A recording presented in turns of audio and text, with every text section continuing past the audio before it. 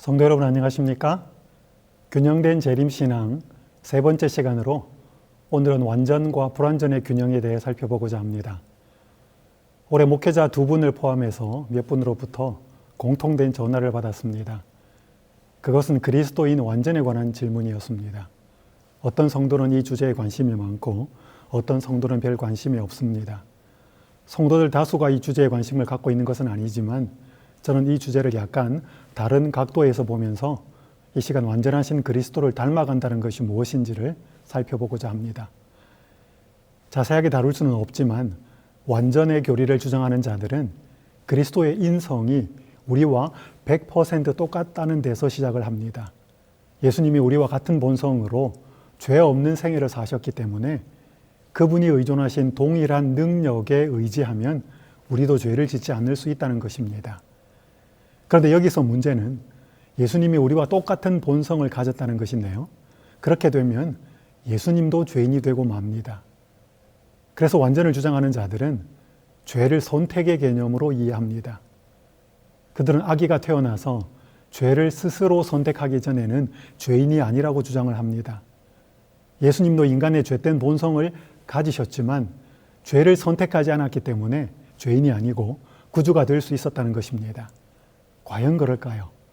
사람이 태어나서 죄를 선택하기 전까지는 죄인이 아닐까요? 시편 51편 5절에서 다윗은 이렇게 고백하였습니다. 내가 죄악 중에서 출생하였으며 어머니가 죄 중에서 나를 잉태하였나이다.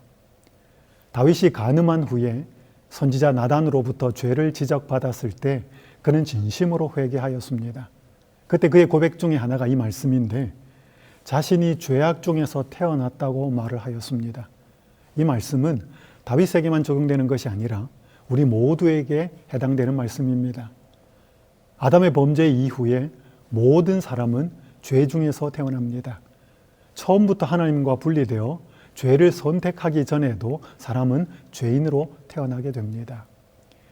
그래서 예수님의 인성과 관련하여 완전을 주장하는 자들에 대해 교회는 이렇게 반박을 합니다. 예수님은 우리와 같이 죄로 기우는 죄된 성향은 갖지 않으셨고 죄의 결과로 발생하는 배고픔이나 피곤함 같은 연약성을 취하셨다고 말입니다. 저는 교회가 오랜 기간 성경과 예언의 신을 연구한 후에 내어놓은 이 견해를 받아들입니다. 완전을 주장하는 자들은 성육신하신 예수님이 우리와 같다고 하고 교회의 주된 입장은 예수님이 우리와 같지 않다고 말합니다. 저는 이 시간 대립되는 이 두 부분에 관하여 논의하지는 않습니다. 다만 재림신앙을 하는 우리가 성령의 충만함을 힘입어서 예수님을 닮아가는 삶을 살아야 한다는 것에 관해서 살펴보려고 합니다. 고린도전서 11장 1절은 말씀합니다. 내가 그리스도를 본받는 자가 된 것 같이 너희는 나를 본받는 자가 되라. 바울이 그리스도를 본받는 자가 된 것 같이 우리도 그리스도를 본받는 자가 되어야 합니다. 에베소서 4장 15절은 이렇게 말씀합니다. 오직 사랑 안에 참된 것을 하여 범사에 그에게까지 자랄지라. 그는 머리니 곧 그리스도라. 모든 신자는 사랑 안에서 참된 것을 하여 모든 일의 머리이신 그리스도에게까지 성장해야 할 필요가 있습니다. 재림을 기다린다고 하는 재림 신자는 더욱 그러할 필요가 있습니다. C.S. 루이스는 순전한 기독교라고 하는 책에서 이렇게 기록하였습니다. 모든 그리스도인은 작은 그리스도가 되어야 한다. 우리가 그리스도인이 되는 목적은 오직 이것 하나뿐이다. 교회는 사람들을 그리스도께 이끌어 작은 그리스도들을 만들기 위해 존재한다. 이 일을 하지 않는다면 교회 건물도 성직자도 선교도 설교도 심지어 성경 자체도 시간 낭비에 불과하다. 하나님이 인간이 되신 목적도 이 하나뿐이다. 루이스는 모든 그리스도인이 작은 그리스도가 되어야 한다고 강력하게 주장하였습니다. 만약 교회가 사람들을 그리스도께로 이끌어서 작은 그리스도를 만들지 못한다면, 그리스도를 닮은 작은 그리스도를 만들어내지 못한다면 교회 건물도 목회자도 설교도 성경 자체도 별 의미가 없다고까지 강력하게 주장하였습니다. 이런 내용의 글이나 그분을 닮아가야 한다는 성경 말씀을 성도들은 부담스러워할 수가 있습니다. 하지만 우리는 이러한 말씀에 주의를 기울여야 할 필요가 있고 반드시 성령의 역사와 관련시켜서 생각해야 합니다.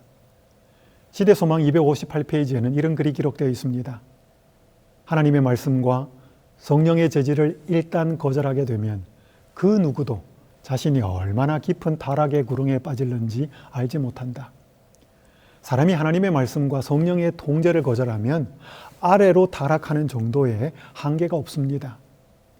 앞으로 사람들로부터 성령이 거두어진다면 요즘 뉴스에 나오는 끔찍한 사건들과 비교할 수 없는 많은 일들이 발생하게 될 것입니다. 뿐만 아니라 이런 말씀도 정언에 기록되어 있습니다. 시대소망 250페이지, 251페이지입니다. 자아를 물리치고 자신의 마음에 성령께서 역사하실 여지를 만들고 하나님께 전적으로 헌신한 생애를 사는 자의 유용성에는 제한이 없다. 사람이 성령의 인도하심에 전적으로 자신을 맡긴다면 위로 성장하는 정도에도 한계가 없다고 말씀합니다. 사람이 어디까지 비참하게 타락하는지, 사람이 어디까지 아름답게 성장하는지 위로도 아래로도 한계가 없다는 것이지요. 분명한 것은 사람이 아래로 타락한다는 것은 사탄을 닮아간다는 것이고 위로 성장한다는 것은 그리스도를 닮아간다는 것입니다. 저는 이 시간 완전하신 그리스도를 닮아가는 중요한 두 가지 의미에 대해서 살펴보려고 합니다. 그리고 이 설교의 끝에 가서 그리스도인의 완전과 불완전에 관한 종합적인 이해를 말씀드리고자 합니다.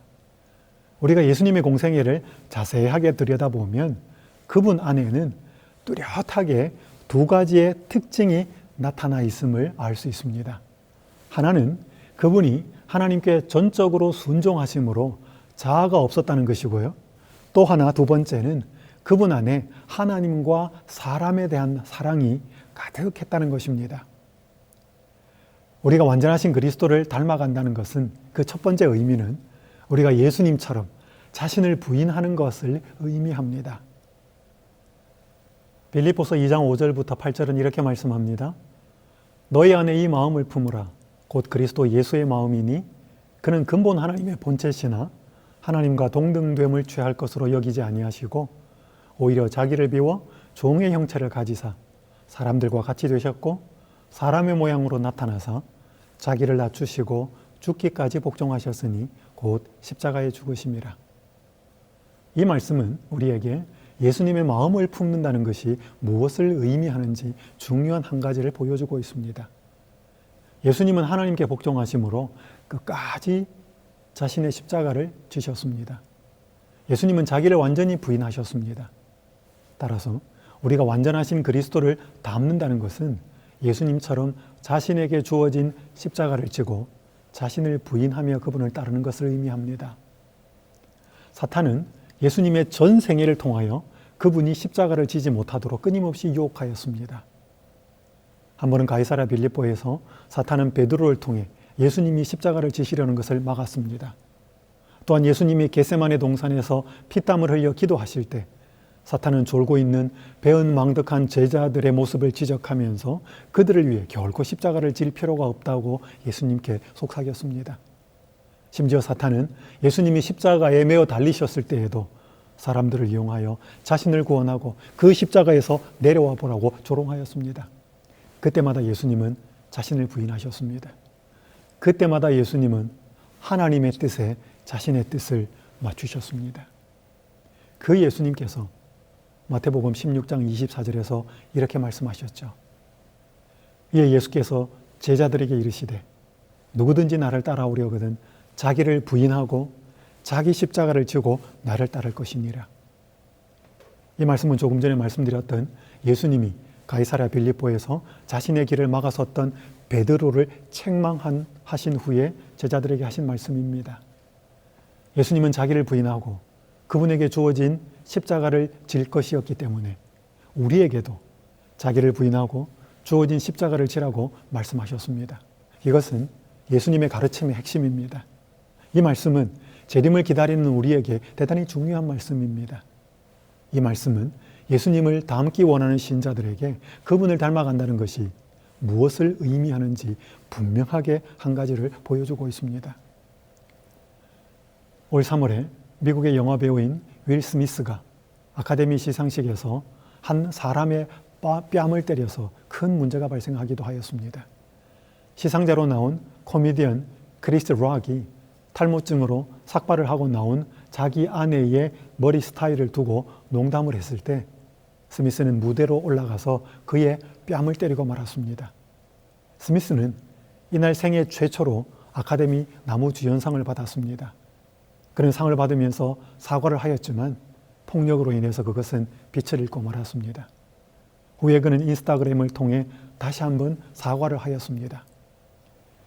어젯밤 아카데미 시상식에서의 제 행동은 용납할 수 없고 용서받을 수 없는 것이었습니다. 농담을 받아들이는 것도 제 직업의 일부인데 아내의 건강 상태에 대한 농담에 그만 참지 못하고 감정적으로 반응했습니다. 크리스, 저는 당신에게 공개적으로 사과하고 싶습니다. 저는 선을 넘었고 잘못 행동했습니다. 저는 당황스럽고 제 행동은 제가 되고 싶은 사람을 보여주지 못했습니다. 여러분, 똑같지는 않지만 우리 역시 살아가면서 저지른 말과 행동 때문에 후회할 때가 참으로 많습니다.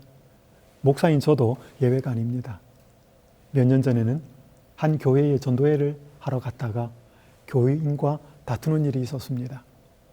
정신을 차리고 곧바로 사과를 하였지만 그때 그 일을 얼마나 많이 후회했는지 모릅니다. 우리가 자아를 부인하려고 애를 쓰면 죄된 본성에서 나오는 이 말과 행동을 자제하려고 애를 쓰면 그것이 얼마나 힘든 일인지 깨닫게 됩니다. 그래서 그때마다 우리는 예수님의 이름을 불러야 합니다. 그때마다 우리는 예수님께 기도를 드려야 합니다. 왜냐하면 우리에게는 없는 힘을 하늘로부터 받기 위해서 말이지요. 엘렌 화이트의 서신에 이런 글이 기록되어 있습니다. 그대가 거의 항복하려고 할 때, 인내력과 자제를 잃어갈 때, 힘이 들고 독서를 퍼부으려고 할 때, 결점을 찾고 비난을 하려고 할 때, 이때가 바로 그대에게 있어서 기도를 하늘로 보내야 할 때이다. 우리는 한계 상황에 부딪힐 때 이런 기도를 드릴 필요가 있습니다. 하나님, 저를 도우셔서 이 상황에서 분노와 악한 말을 마음에서 제거해 주시옵소서. 예수님의 온유하심, 예수님의 겸손하심, 예수님의 오래 참으심, 무엇보다도 예수님의 사랑을 마음에 제게 주시옵소서. 제가 하고 싶은 말을 다 하여서 하나님께 욕을 돌리지 않게 하옵소서. 제가 하고 싶은 행동을 다 하여서 후회와 안타까움 속에서 날들을 보내지 않게 하옵소서. 누군가가 이런 말을 하였습니다. 나는 내가 만났던 다른 어떤 사람들보다 D.L. 무디와 더 많은 분란을 겪었다. 무디는 19세기에 많은 사람들을 그리스도께로 인도한 미국의 평신도 설교자였습니다. 이 말을 한 사람은 다름 아닌 무디 자신이었습니다. 무디는 평생을 사는 동안에 자기 자신과 가장 많이 싸웠습니다. 성도 여러분, 이 세상은 결코 놀이터가 아니라 치열한 전쟁터입니다. 이 전쟁터에서 우리가 가장 치열하게 싸워야 하는 대상은 하고 싶은 대로 하려는 나 자신입니다. 그런 자신과 싸우는 사람은 남과 싸우지 않습니다. 그런 자신과 싸우지 않는 사람은 가족들과 싸우고, 때로는 교인과 싸우고, 때로는 친구들과 싸웁니다. 만약에 루시퍼가 자신과 싸워서 하나님처럼 되고자 했던 마음을 부인했더라면 어떻게 되었을까요? 만약 사울 왕이 자신과 싸워서 다윗보다 더 인기를 얻고자 했던 그 마음을 부인했더라면 어떻게 되었을까요? 만약 가룟 유다가 자신과 싸워서 예수님을 팔려고 했던 그 마음을 부인했더라면 어떻게 되었을까요? 만약 우리가 매일의 삶 속에서 자신과 싸워서 자기를 부인하고 우리에게 주어진 십자가를 진다면 어떻게 될까요? 그런 우리의 모습에서 자신을 비우고 십자가를 지고 사셨던 예수님의 모습이 분명하게 나타나게 될 것입니다. 기도를 통하여서 단호한 결심을 하고 하늘로부터 위로부터 내리는 성령의 능력을 힘입음으로 우리 모두가 그런 자신을 부인하는 축복을 경험하고 살았으면 좋겠습니다. 완전하신 그리스도를 닮는다는 두 번째 의미는 예수님처럼 하나님을 사랑하고 예수님처럼 사람을 사랑하는 것을 의미합니다. 세상에서 가장 우아한 분위기에서 사는 여인이 있다면 영국의 엘리자베스 여왕일 것입니다. 적어도 겉으로 보기에는 그렇습니다. 엘리자베스 2세는 지난달에 즉위한 지 70년이 되는 기념 행사를 가졌습니다. 여러분, 이 여인이 좋지 않은 일로 뉴스에 나오는 것을 보신 적이 있으십니까? 자식들에게 가끔 그런 일이 있었어도 그녀에게는 없었습니다. 왜냐하면 그녀는 명예를 대단히 소중히 여기는 영국 왕실의 수장이기 때문입니다. 그녀의 재산은 어마어마합니다. 그런데 그녀가 자신의 재산과 시간을 활용하여 사람들에게 선을 베풀었다는 뉴스는 거의 보지를 못하였습니다. 그런 면에서는 조금 아쉽습니다. 왜냐하면 우리가 예수님을 닮아간다는 것에는 죄에서 승리하는 것을 넘어서 적극적으로 사랑을 하는 것이 포함되기 때문입니다. 로마서 3장 23절은 이렇게 말씀합니다. 모든 사람이 죄를 범하였음에 하나님의 영광에 이르지 못하더니, 여기서 죄를 범하다로 번역된 단어는 하마르타노라고 하는 단어인데 관역을 벗어나다는 뜻입니다. 여러분, 올림픽에서 양궁 경기를 보신 적이 있으시지요? 화살이 관역 중앙을 벗어나면 좋은 점수를 받지 못합니다. 그것처럼 사람이 하나님의 영광에 이르지 못하는 것, 하나님의 영광에서 벗어나는 것도 죄라고 성경은 말씀합니다.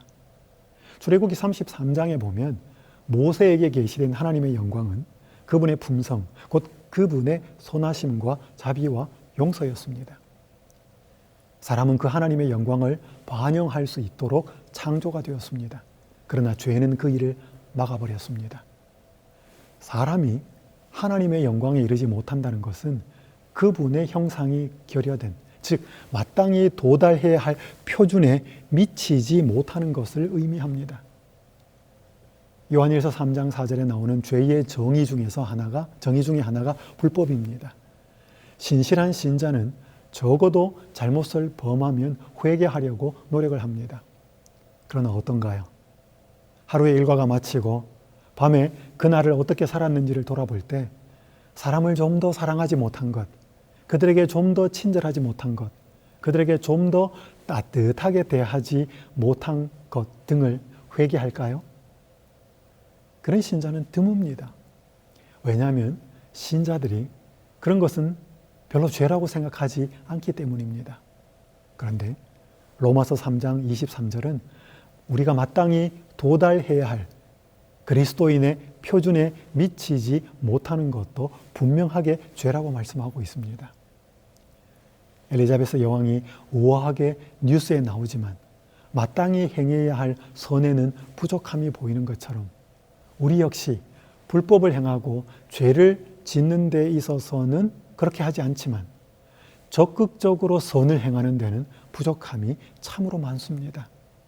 따라서 우리가 완전하신 예수님을 닮아간다고 하는 것은 성령의 능력을 힘입어서 성령의 충만함을 받아서 그리스도처럼 사랑을 한다는 것을 의미합니다. 요한복음 14장 31절은 이렇게 말씀하지요. 오직 내가 아버지를 사랑하는 것과 아버지께서 명하시는 대로 행하는 것을 세상이 알게 하려 함이로라. 일어나라 여기를 떠나자 하시니라. 요한복음 14장에서 예수님은 성령을 보내시겠다는 하나님 아버지의 약속과 함께 자신과 아버지 하나님의 관계에 관해서 자세하게 설명하셨습니다. 그리고 그 결론으로 주신 말씀이 방금 읽었던 요한복음 14장 31절입니다. 예수님은 공생의 기간 중에 세상에 두 가지를 알리기 원하셨습니다. 하나는 그분이 하나님 아버지를 정말로 사랑하신다는 것이었고, 또 하나는 그분이 언제나 하나님 아버지가 명하신 대로 행하신다는 것이었습니다. 예수님의 공생애 동안 보여주신 모든 것은 하나님을 사랑해서 그분의 명하신 것을 전심으로 이루는 것이었습니다. 우리가 완전하신 예수님을 닮는다는 것 역시 우리도 하나님을 사랑해서 그분이 명하신 것을 기쁘게 행하는 것을 의미합니다. 아프리카 선교를 위해 파송되었던 데이비드 리빙스턴이 본국과 수년간 연락이 두절된 때가 있었습니다. 그때 탐험가이자 신문 기자였던 헨리 스탠리가 특종을 위한 욕심으로 리빙스턴을 찾아 나섰습니다. 그리고 마침내 열병에 걸려 사경을 헤매던 리빙스턴을 만나게 되었습니다. 리빙스턴은 스탠리의 구조대에 의해 극적으로 구조가 되었습니다. 그러면서 스탠리는 아프리카에서 약 10개월간 리빙스턴과 함께 살게 되었습니다. 후에 그가 남긴 글이 감동적입니다. 당시 나는 런던에서 가장 유명한 무신론자의 버금가는 편견을 갖고 아프리카로 향했다. 하지만 거기서 리빙스턴과 함께 10개월을 살면서 나 자신을 향한 반성의 시간을 갖게 되었다. 그곳에서 이 고독한 노인을 만난 나는 스스로에게 질문을 던졌다. 도대체 그가 왜 여기에 와서 저 고생을 하고 있는가? 정신이 나간 것인가? 그것도 아니라면 무엇 때문인가? 무엇이 그를 저렇게 감동시키고 있는가? 몇 달이 지났을 때 나는 그가 성경에 기록된 대로 사는 것을 보고 깜짝 놀랐다. 모든 것을 버리고 나를 따르라는 말씀을 그대로 실천하고 있었다. 그것을 보면서 타인에 대한 동정의 마음이 나에게도 조금씩 전이되었고 내 안에도 같은 동정의 마음이 일어났다. 그의 경건한 자세와 온유함, 열정과 성실, 그리고 그가 자기 일을 얼마나 열심히 하는지 지켜보던 나는 결국 회심하게 되었다. 그는 나에게 회개하라고 말하거나 강요하지 않았다. 그러면서 스탠리는 자신의 글을 이렇게 마무리하였습니다. 나를 회심시킨 것은 리빙스톤의 설교가 아니라 그의 삶이었다. 특종을 터뜨리기 위해 리빙스톤을 찾아 나섰던 한 기자는 그의 삶을 보고 완전히 회심하게 되었습니다. 열악한 환경에서도 묵묵하게 성경에 기록된 대로 순종하며 살던 한 진실된 그리스도인을 만났기 때문입니다. 그런 삶을 살았던 리빙스톤의 마음의 자리를 잡고 있었던 것은 하나님 아버지에 대한 사랑이었습니다. 그 결과 그는 하나님 아버지께서 명하신 삶을 살려고 결단했던 것입니다. 마음을 다해 하나님을 사랑하셨던 예수님이 우리에게 주신 말씀이 바로 마태복음 22장 37절입니다. 내 마음을 다하고 목숨을 다하고 뜻을 다하여 주 너의 하나님을 사랑하라. 여러분, 이 말씀을 들으면, 읽으시면 부담스러운가요? 아니면 당연하게 이 말씀을 받아들이시나요? 제가 만난 많은 신자들이 이 말씀을 부담스러워하는 것을 보았습니다. 여러분, 예수님이 사람들이 부담스러워하는 이 말씀을 왜 하셨을까요? 그것은 바로 우리를 위하여, 우리가 온 마음을 다해 하나님을 사랑할 때만 우리가 안전할 수 있기 때문입니다. 시대의 소망 466페이지는 이렇게 기록합니다. 자신을 하나님께 바치기를 거부하는 영혼은 모두 다른 세력의 지배를 받게 된다. 우리가 만약 하나님을 50% 사랑하면 나머지 50%는 사탄의 지배를 받게 됩니다. 우리가 온 마음을 다해 그분을 사랑할 때만, 자신을 드릴 때만 우리는 사탄의 세력으로부터 온전히 자유로울 수 있습니다. 이것이 바로 우리가 온 마음을 다하여서 하나님을 사랑해야 하는 이유입니다. 재림을 기다리는 우리가 온 마음으로 이렇게 하나님을 사랑한다면 교회가 어떻게 달라질까요? 마르다처럼 예수님을 사랑해서 그녀처럼 온 마음으로 말씀을 사모한다면 우리의 가정과 직장과 예배가 어떻게 달라질까요? 마르다처럼 예수님을 사랑해서 그녀처럼 온 마음으로 자신의 재물과 시간을 헌신한다면 하나님의 사업이 어떻게 달라질까요? 존 웨슬리는 하나님을 사랑한다는 것을 구체적으로 설명하였습니다.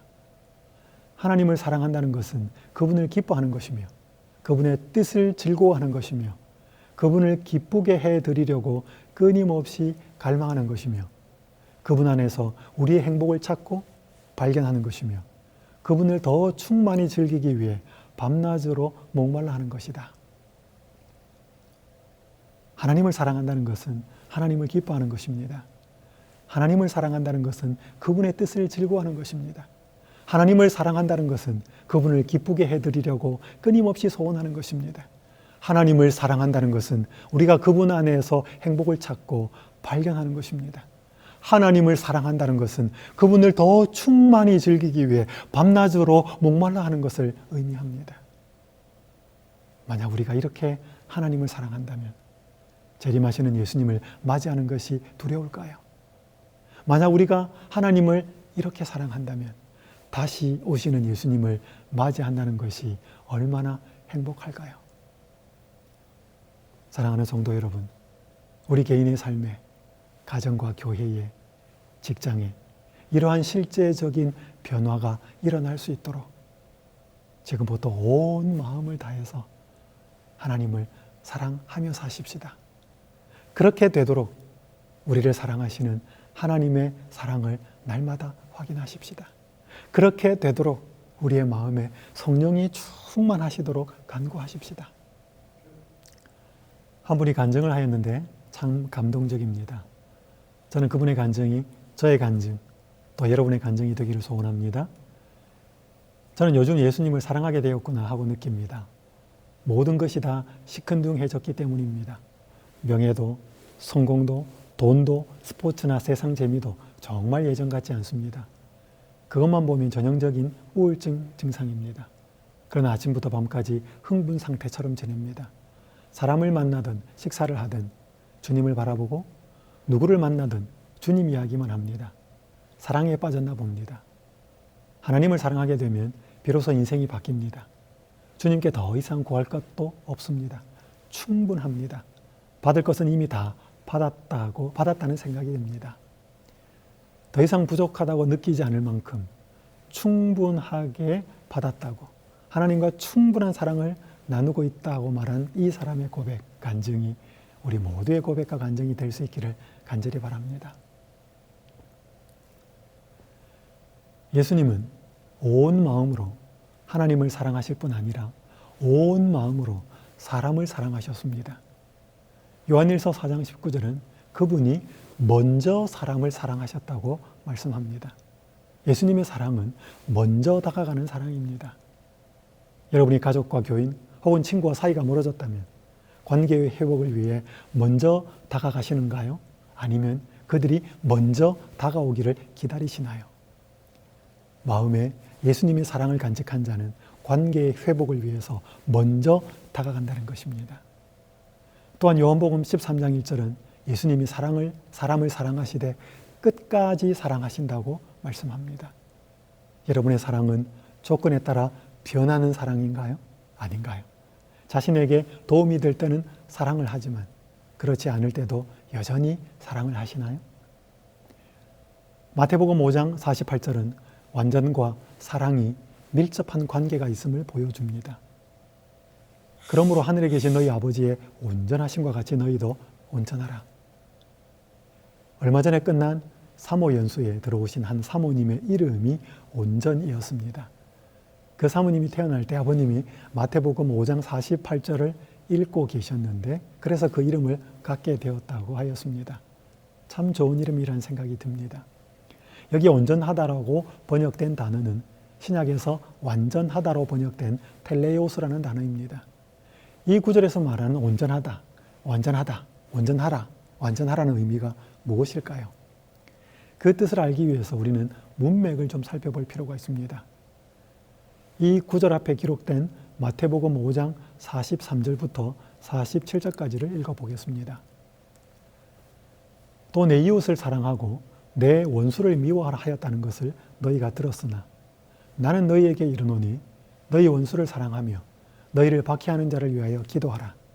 이같이 한즉 하늘에 계신 너희 아버지의 아들이 되리니 이는 하나님이 그 해를 악인과 선인에게 비추시며 비를 의로운 자와 불의한 자에게 내려주심이라. 너희가 너희를 사랑하는 자를 사랑하면 무슨 상이 있으리요?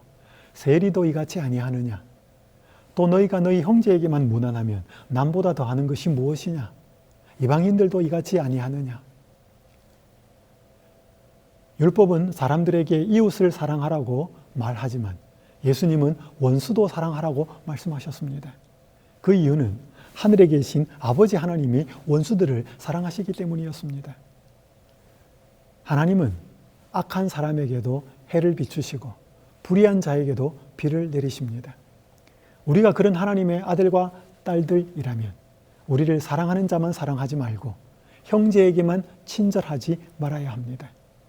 예수님은 우리가 하나님의 자녀이기 때문에 그분이 원수를 대하시는 것처럼 대해야 한다고 말씀하셨습니다. 그러면서 주신 결론의 말씀이 마태복음 5장 48절입니다. 문맥 속에서 이해해 볼 때 이 말씀은 하늘에 계신 너희 아버지가 원수를 사랑하시는 것 같이 너희도 사랑하라 라고 하는 뜻입니다.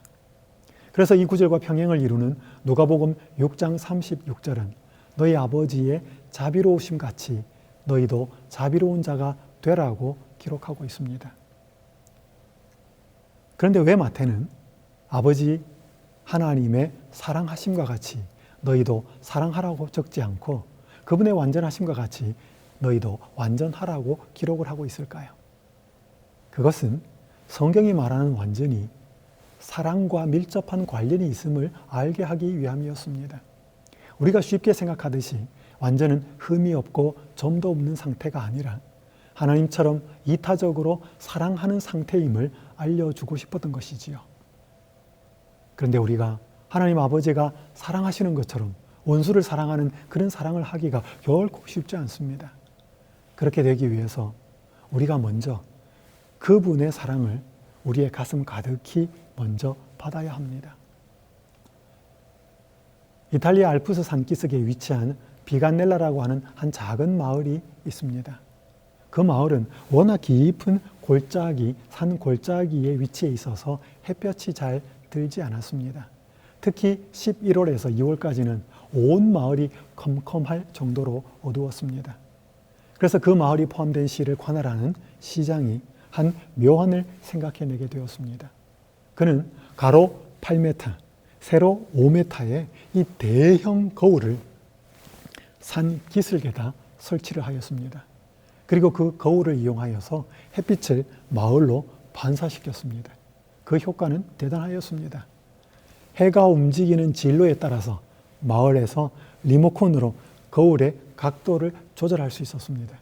그래서 하루 종일 마을에 햇빛이 반사되게 하였습니다. 그 거울 덕분에 마을은 겨울에도 햇빛이 따뜻하게 환하게 비치게 되었습니다. 사랑을 하는 데 있어서 사람이 사랑을 하는 데 있어서 사람의 역할은 마치 조금 전에 살펴본 그 대형 거울과 같습니다. 그 마을에 설치되었던 대형 거울은 스스로 빛을 비추지 못하였습니다. 다만 태양이 비추는 빛을 받아서 반사할 뿐이었습니다. 우리는 스스로의 힘으로 사랑할 수가 없습니다. 우리에게 있는 사랑은 기껏해야 우리를 사랑하는 사람에게만, 우리에게 잘 해주는 사람에게만 향하는 사랑입니다.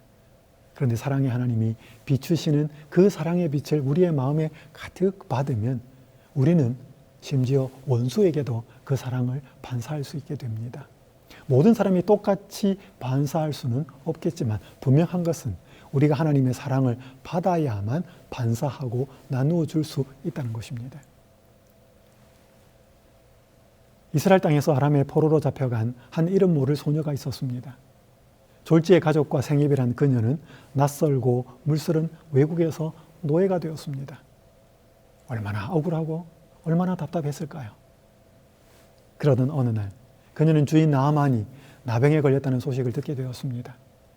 보통 사람이라면 아마 이렇게 생각했을 것입니다.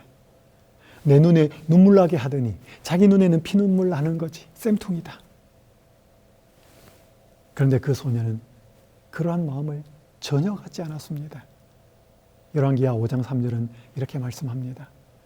그의 여주인에게 이르되 우리 주인이 사마리아에 계신 선지자 앞에 계셨으면 좋겠나이다. 그가 그 나병을 고치리이다 하는지라. 그녀는 나만이 사마리아에 있는 엘리사 선지자를 만나서 진심으로 병에서 회복되고 낫기를 바랐습니다. 이 구절에 대해 재림교회 성경 주석은 이렇게 기록하고 있습니다. 비록 포로였지만 그녀는 자신을 포로로 잡고 강제 노역을 시키는 사람들을 향해 사악한 생각을 품지 않았다. 하나님을 향한 사랑이 충만하여 그녀의 마음은 병든 주인과 그의 아내를 향한 동정심이 일었다. 그녀에게 불행을 안겨주었기 때문에 나만이 벌을 받아야 한다고 바라는 대신에 그가 잘 되기를 소망했고 혹독한 질병에서 회복되기를 희망했다. 그 소녀는 자신을 불행에 빠뜨린 원수를 미워하지 않았고 진심으로 그가 잘 되기를 바랐습니다. 고국에 있을 때 그녀는 어렸지만 부모님으로부터 하나님이 어떤 분이신지에 대하여 분명히 배웠을 것입니다. 하나님의 사랑이 그 마음속에 가득 채워졌던 것이지요. 그 결과 어린 소녀의 마음에 하나님의 이타적인 사랑이 새겨지고 반사되었던 것입니다. 그 시련 속에서 그 사랑은 그녀를 통해서 아름답게 반사가 되었습니다. 그녀는 하나님을 닮은 모습을 분명하게 나아만과 아내에게 보여주었습니다. 그 모습은 오늘 현대를 살아가는 우리가 본받아야 할 모습입니다. 여러분, 어떻게 그런 일이 가능할까요? 그것은 사람이 성령께서 하시는 일에 성령이 충만한 상태의 우리의 마음에 채워진 후에 우리가 하나님이 하시는 일에 협력할 때 그 일이 가능합니다. 고부간의 갈등을 심하게 겪고 있던 한 며느리가 있었습니다. 그녀는 재림교회의 집사였습니다. 한 번은 자신의 고민을 신앙의 깊은 분과 상담을 하게 되었습니다. 그분은 그녀에게 3가지를 꼭 기억해 주면 좋겠다고 부탁을 하였습니다. 첫째는 시어머니가 마음의 상처가 많아서 모든 일에 며느리와 경쟁을 하는 것 같으니 시어머니의 입장에서 그녀의 말과 행동을 보아달라는 것이었습니다. 두 번째는 시어머니가 도움이 필요한데 시어머니의 구원을 위해서 하나님께서 며느리를 부르셨다는 것이었습니다. 세 번째는 며느리를 원수까지도 사랑하고 복을 비는 사람으로 아름답게 변화시키려는 하나님의 섭리가 있다는 것을 말하였습니다. 두 번째가 시어머니에게 초점이 맞추어진 부탁이었다면 세 번째는 며느리 자신을 위한 부탁이었습니다. 그 며느리는 이 3가지를 잘 기억하였습니다. 그때부터 그녀는 시어머니와의 관계를 단순히 며느리와 시어머니, 고부간으로 생각하지 않고 구원의 관계 속에서 보기 시작하였습니다. 그녀는 시어머니를 사랑하게 해달라고 간절히 기도하면서 이 3가지를 실천하려고 애를 썼습니다. 정말로 성령 충만을 간절히 구했습니다. 그랬더니 정말로 그녀와 시어머니와의 관계에 놀라운 변화가 나타나기 시작했습니다. 그녀는 자신을 상담해주고 조언해 주었던 분에게 이런 이메일을 보내었습니다. 커다란 스트레스가 해소되었고 그전에는 시어머니를 많이 도왔지만 의무적이었는데 지금은 사랑과 즐거움으로 합니다. 시어머니와는 완전히 담이 무너졌고 시어머니도 저를 괴롭게 하는 말은 전혀 안 하고 최고로 좋은 사이가 되었습니다. 성령님의 도우심으로 시어머니에게 친절과 온유와 사랑과 격려의 말을 하게 됩니다. 전에도 하느라고 했지만 의무적이었습니다. 시어머니도 저의 진심을 깨달은 것 같습니다. 저에게 그렇게 사랑스럽게 대합니다. 그 며느리에게 어떻게 이런 아름다운 관계의 회복이 일어날 수 있었을까요? 그녀가 분명히 말하였습니다. 성령님의 도우심으로. 맞습니다. 우리 모두에게 성령님의 도우심, 성령의 충만함이 필요합니다. 그리고 그 성령의 인도하시는 데에 따라서 선택하는 우리의 결단도 필요합니다. 그녀가 성령 충만한 상태에서 성령의 도우심을 간절히 구하면서 자신이 해야 할 몫을 최선을 다해서 감당했을 때 이런 놀라운 아름다운 변화가 일어나게 되었습니다. 사랑하는 성도 여러분, 하나님은 우리 모두에게 이런 아름다운 변화를 주기 원하십니다. 문제는 우리가 성령의 충만을 간절히 구하느냐, 그리고 그 성령의 충만함, 도우심을 간절히 구하면서 우리 편에서 해야 할 것들을 최선을 다해서 행하느냐 하는 것입니다. 완전하신 예수님을 닮는다는 것의 두 번째 의미는 전심으로 하나님을 사랑할 뿐 아니라 전심으로 사람을 사랑한다는 것입니다. 저는 이 시간 완전하신 예수님을 닮는다는 것이 무엇을 의미하는지 두 가지 의미를 살펴보았습니다. 하나는 예수님처럼 자신을 부인하는 것이고, 또 하나는 예수님처럼 하나님과 사람을 온 마음으로 사랑하는 것입니다. 이 두 가지는 결코 쉬운 일이 아닙니다. 그러나 하나님이 분명히 명하신 일이고 그분이 도와주실 것을 약속하신 일입니다. 이 부분에 대해서는 마지막 설교 시간에 성령 충만함이 어떻게 우리를 인도하시는지 한번 마지막 시간에 살펴보려고 합니다. 저는 끝으로 완전을 우리 삶에서 어떻게 이해해야 하는지 말씀드리고 설교를 마무리하고자 합니다. 빌립보서 3장 12절부터 16절까지의 말씀입니다. 내가 이미 얻었다 함도 아니요 온전히 이루었다 함도 아니라 오직 내가 그리스도 예수께 잡힌 바 된 그것을 잡으려고 달려가노라. 형제들아, 나는 아직 내가 잡은 줄로 여기지 아니하고 오직 한 일, 즉 뒤에 있는 것은 잊어버리고 앞에 있는 것을 잡으려고 표대를 향하여 그리스도 예수 안에서 하나님이 위에서 부르신 부름의 상을 위하여 달려가노라.